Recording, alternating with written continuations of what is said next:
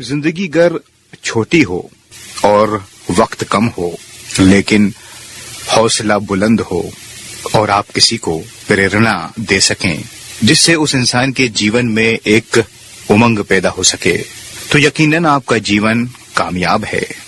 महज लंबी उम्र से ही आप मुकम्मल नहीं होते।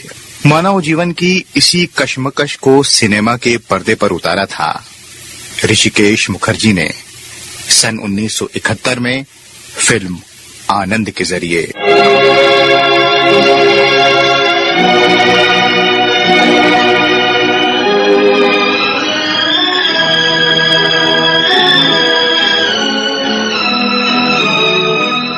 दोस्तों, आनंद फिल्म से न आप न मैं कोई भी ऐसा नहीं जो वाकिफ न हो।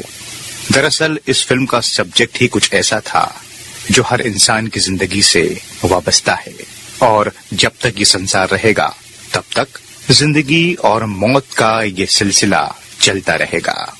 साहिर लुधियानवी ने कहा है, हम सब खिलौने हैं एक ऐसे खिलाड़ी के, हम सब खिलौने हैं एक ऐसे खिलाड़ी के जिसे अभी सदियों तक ये खेल रचाना है। आनंद मरा नहीं, आनंद मरते नहीं।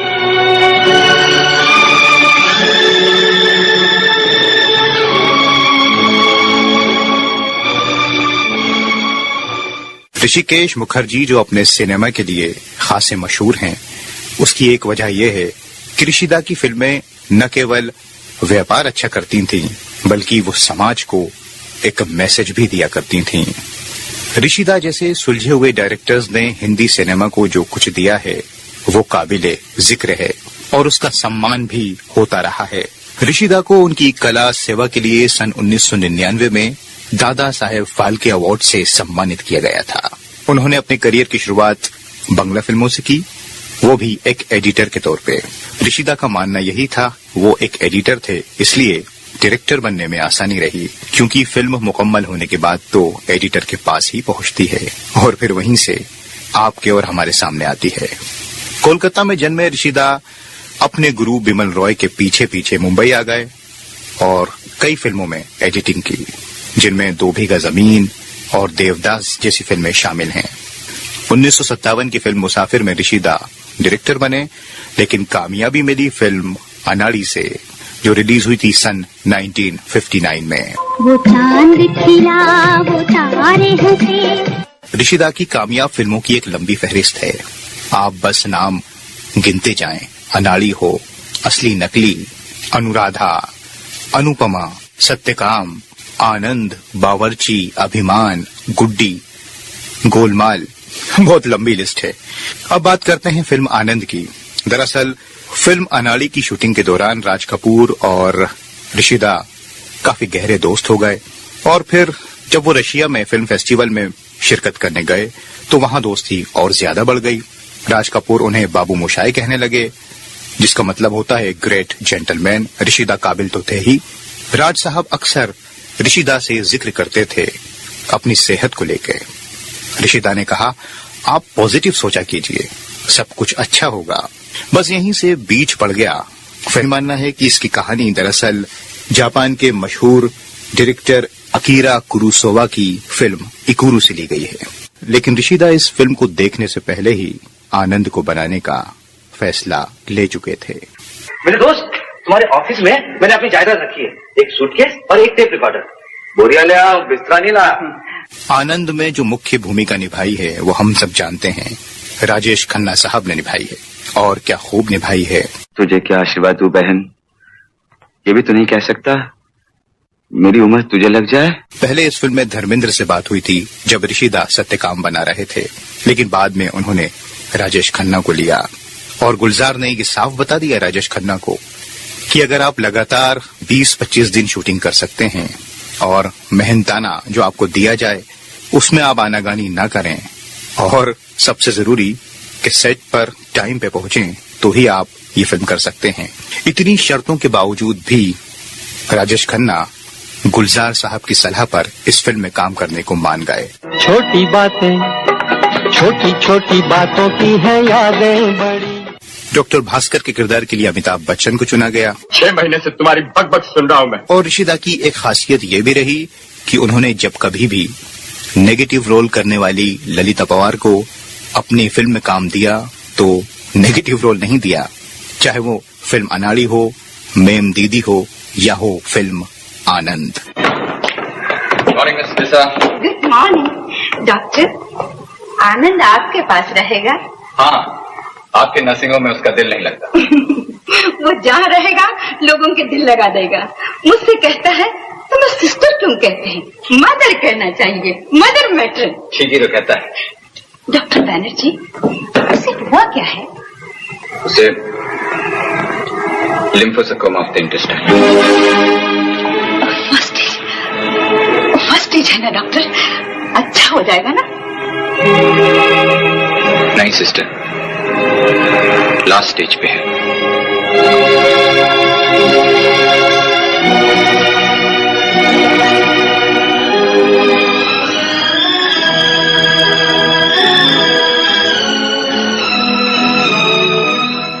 फिल्म में एक छोटा सा रोल था जॉनी वॉकर साहब का। रोल छोटा जरूर था लेकिन दिल में उतरने वाला। अरे गुरुदेव, क्यों बेटा हमसे पहले ही एक सीट ले रहे हो? बड़े चालाक हो मियाँ, और खुद तो बड़े हाल से तालियां ले गए, और हमारी बार क्या खाली कुर्सियां बजेंगी? क्या करूं गुरुदेव, मेरे तो डायलॉग ही खत्म हो गए, वरना मैं तुम्हें भी खा जाता। लगी शर्त? अच्छा तो ऊपर ही होगा मुकाबला। चल के बसाओ अपना आनंद लोग और एक अच्छी सी ड्रामा टोली तैयार करो।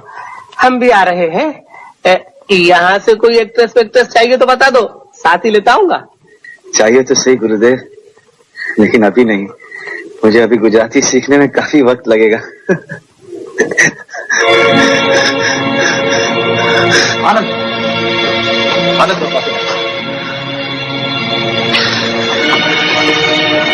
अच्छा मैं चलता हूँ चले, फिर आऊंगा मिलने। कहाँ? यहीं मिलूंगा जयचंद। इतनी जल्दी पर्दा नहीं गिरने दूंगा, इतनी जल्दी पर्दा नहीं गिरने दूंगा।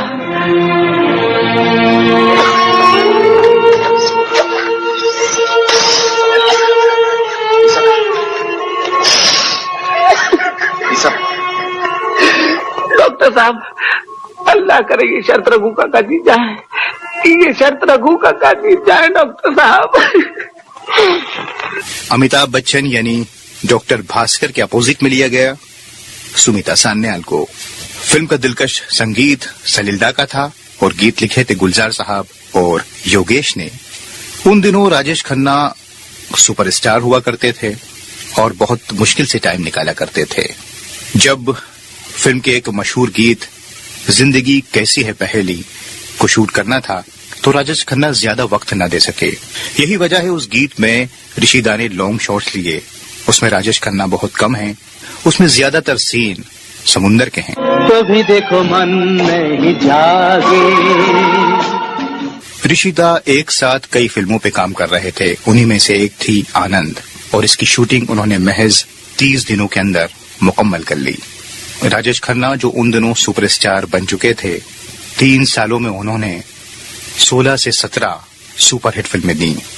आनंद के पहले राजेश खन्ना सफर फिल्म में काम कर चुके थे जो सन 1970 में रिलीज हुई थी। हंसते हंसते ज़माने से जाएंगे हम। उस फिल्म का अंत भी दुखद था। उसके बाद भी राजेश खन्ना ने आनंद को चुना। पर्दे पर जब राजेश खन्ना आते हैं तो ऐसा लगता है कि यही आनंद है, वो आनंद जिसने तमाम गमों को सहने के बाद भी दूसरों को दिया तो सिर्फ आनंद। आप कहाँ जा रही? क्योंकि मैं क्यों? तो मेरा ख्याल कौन रखेगा? तो मैं रखूंगी, आप बेफिक्र रहिए। हाँ तो फिर बैठिए ना, गपशप मारते हैं। वैसे भी मैं अकेला बैठा रहूंगा। अकेले डर लगता है आपको? डर तो नहीं लगता, लेकिन कोई बातचीत करने वाला तो हो। ओह, तो ऐसा कीजिए, वो आईना रखा है, उसके सामने बैठ जाइए और उससे बातें कीजिए। वो मैं ट्राई कर चुका हूँ सिस्टर, 1 नंबर का बोर है। अमिताभ बच्चन को इस फिल्म से बेहद शोहरत मिली। हालांकि स्ट्रगल इसके बाद भी चलता रहा, लेकिन यही वो पहली फिल्म है जिसने अमिताभ बच्चन को फिल्म इंडस्ट्री में नाम दिया। मैं तुम्हें इस तरह खामोश नहीं होने दूंगा।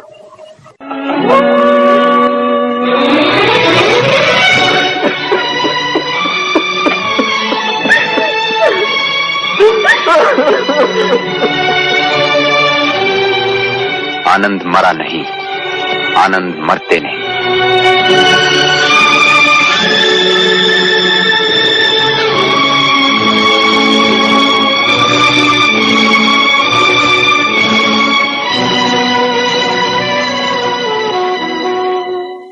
फिल्म का एक गीत जो मुकेश साहब ने गाया है, कहीं दूर जब दिन ढल जाए, क्या खूब गाया है। लेकिन उन दिनों किशोरदा, राजेश खन्ना की आवाज हुआ करते थे।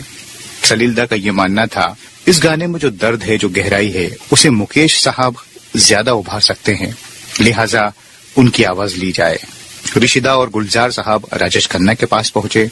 उन्होंने सोचा शायद राजेश खन्ना ना मानेंगे, लेकिन एक बार कहने पर ही राजेश खन्ना मान गए। इसी तरह योगेश दी पहले एक गीत लिखकर लाए थे, दूर कहीं जब दिन ढल जाए, लेकिन गीत इतना पसंद आया कि उन्होंने दूसरा गीत भी लिखा, और क्या खूब लिखा। जिंदगी कैसी है पहेली हाय। आनंद फिल्म के बारे में कहना सुनना बहुत मुश्किल है। लोग जब भी इसे देखते हैं तो इससे जुड़ जाते हैं, क्योंकि मौत से हर इंसान को एक न एक दिन जरूर मिलना है। लेकिन आनंद मौत की कहानी होने के बावजूद भी जिंदगी का पैगाम देती है। यही वजह है कि इस फिल्म को बार बार लोग देखना पसंद करते हैं।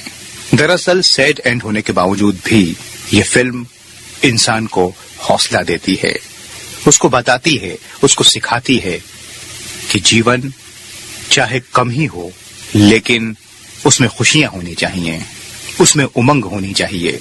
इसलिए बकौल आनंद और मुझे जिंदगी बड़ी होनी चाहिए, लंबी नहीं।